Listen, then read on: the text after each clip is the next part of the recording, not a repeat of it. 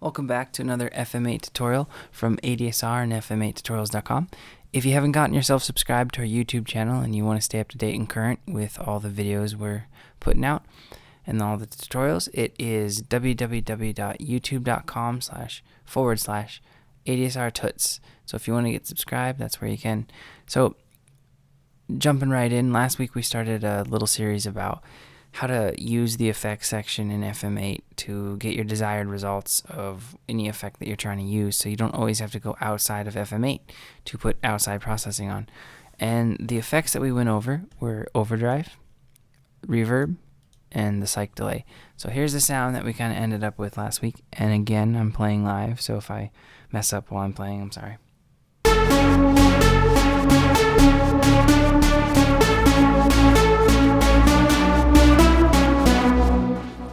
So that's the sound we ended up with.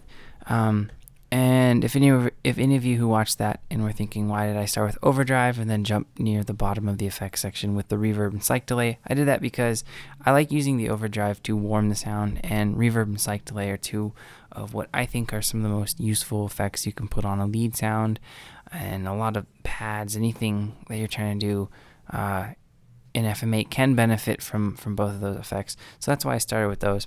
But today we're going to jump in with, let's start with the tube amp and the cabinet. The tube amp is harkening back to, it's a reference to obviously tube amplifiers for guitarists and bassists. So this kind of darkens up the sound to my ear, makes it a little bit grittier, which is kind of different from what my experience with guitar amps is, where tube amps kind of make them brighter, not brighter, but warmer. This kind of makes the sound darker to my ear. So that's putting it up the drive real high. So there's not as much of the noise that's coming through, like that bright noise you hear. So I use this. This is a good effect when you're going for big bass, dirty bass sounds and stuff like that, where a darker sound is helpful to what you're going for. So my personal fave for leads is the overdrive as opposed to the tube amp. Moving on to the cabinet, you have a drop-down box right here with a few different options. And you have size, air, bass, and treble. So you have basically some EQ. This is, if you're not a guitar player, you may not know what a cabinet is or a bassist. Cabinets are used for live gigs when you need more output and more power. They're used in conjunction with a head instead of just using like what you see in like practice rooms, or maybe you have one, it's just an amplifier. So there's different sizes, and the different sizes have different cones, and those different sizes of cones produce a different type of sound. So opening this drop down box, you see the first one is 2x12 tweed green. Well, the tweed is the type of it's kind of referencing the type of speaker cone that's inside of the cabinet. I'm not super sure what's in a tweed, but it has its very distinctive sound. So on the next part, moving on to the parentheses where it says on axis, that means that when in real life, when you're miking a guitar cabinet and you have all the mics on axis, they are straight in front of the cone. They're not at an angle at all. So that's what this cabinet effect is referencing when you click on 2x12 tweed on axis. So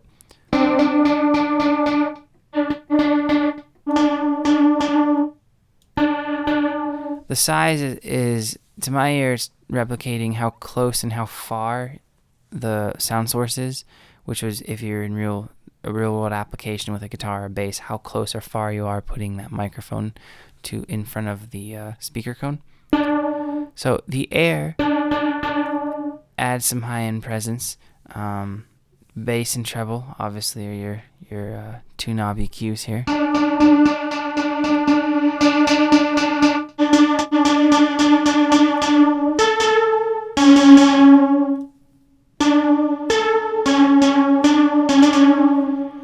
So as you can hear, that dirties up the sound a good amount. So now we'll go to a 2x12 Brit 60s on axis. And one last thing about that tweed. The tweed, I believe, is, and I could be wrong about this, but I believe it's referencing old Fender amps from the 60s. But moving on to the Brit, these are old British. This is a reference to British style amps. It could be like an orange amp or maybe even a Vox. It just depends. But so again, this is going to have, because it's the what's going on behind this, what's going on behind the scenes in FM8 is all these are going to have different tones and kind of different overtones to your music. So all right, so moving on, the next one is the 2x12 Brit 60 on axis. So again, sound sources should be pretty direct, and there shouldn't be a lot of width or anything. And the Brit 60s is a reference to the British styled amps from the 60s. It could be like an orange amp, or you might have seen those on, a musician's live performance or something. But so all these different options are going to have slightly different tones. The Brit amp sounds like this.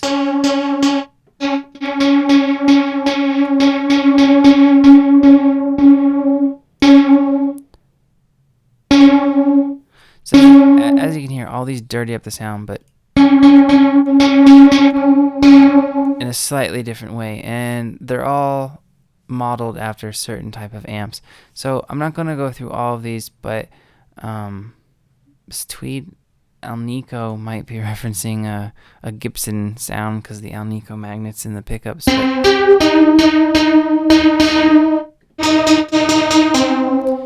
So for this lead, the cabinet sound and even the tube amp, to my ears, aren't making it any better. They're actually detracting from the sound.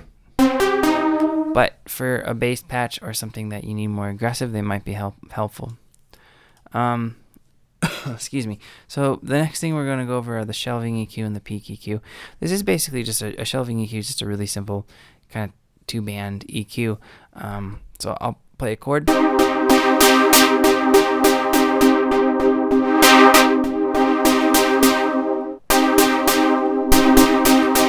Now this is really helpful where if you, let's say I really like this lead sound and I wanted to use it in a song in a production, and then I added a bass, a kick drum, a snare, and the start to get the basic elements out of the way.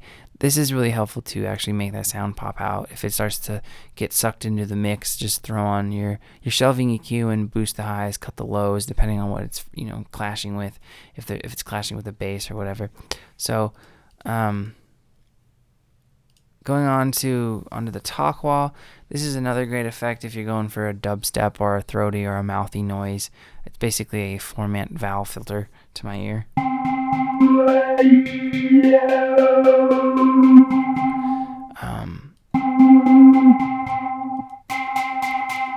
And then this bright knob. So you have a mouth, you have a mod wheel, you have size and bright.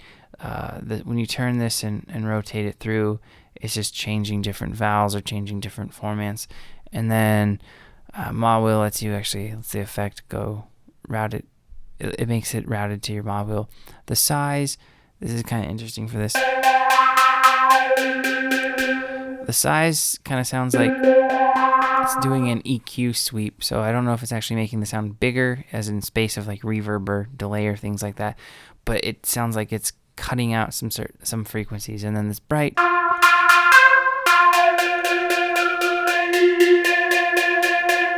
The bright knob is kind of just it's like an EQ pass. So this could be kind of cool with what we have. Let me play this real quick.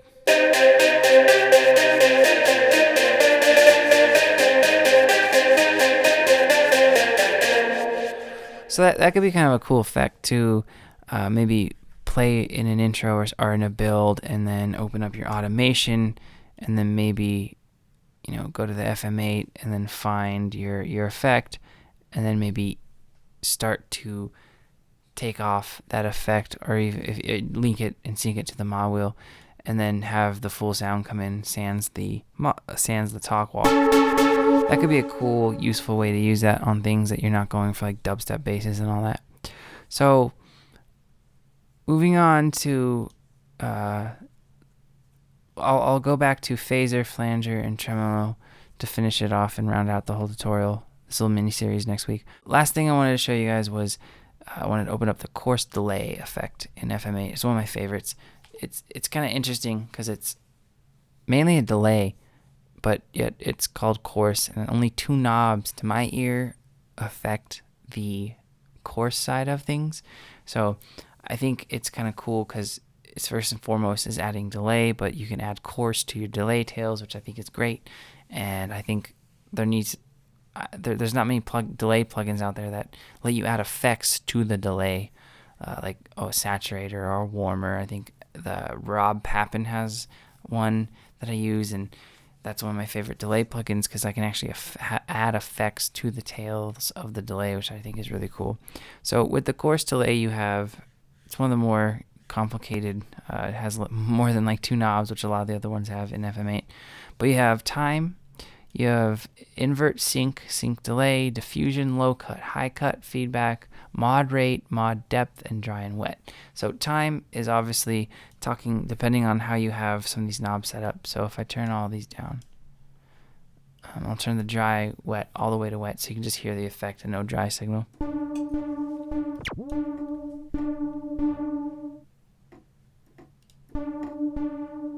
So right now it's just a delay basically, with not a lot of feedback. Feedback's at 0. So it's just feedbacking once if I turn up the time a lot. So if we move over to the low cut, that's obviously cutting out some of the low frequencies. High cut's cutting out some of the high frequencies. And this is just of the effect. It's not of the overall dry sound. So the feedback affects the delay. You can hear it still going, kind of like a little heartbeat.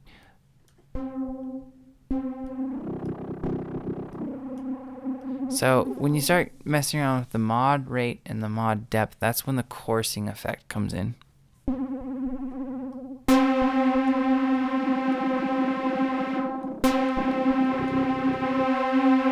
Can you hear that there? It almost sounds like when you crank it all the way up like that. It's pretty creepy, but it sounds like almost like a really, really fast LFO rate. But so basically you can get some pretty cool delays going with this. So I'm going to turn the dry wet down to around 30.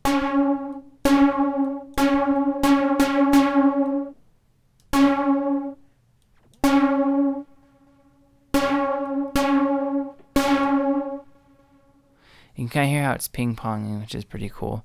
It goes from left to right.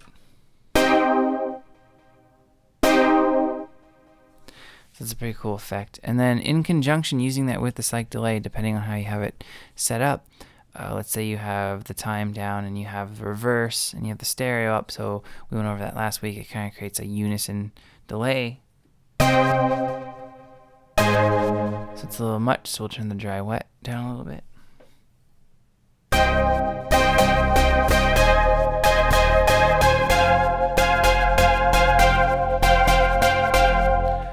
So those two I think complement each other very, very well. And then even if you get the reverb going, you have a pretty big lead sound going on.